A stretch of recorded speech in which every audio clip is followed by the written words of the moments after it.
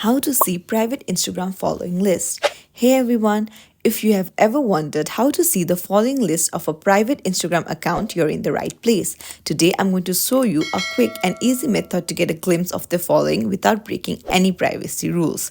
So let's jump right in. First things first, open the Instagram app.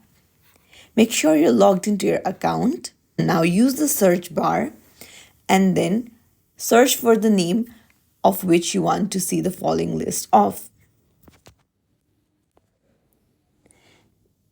Now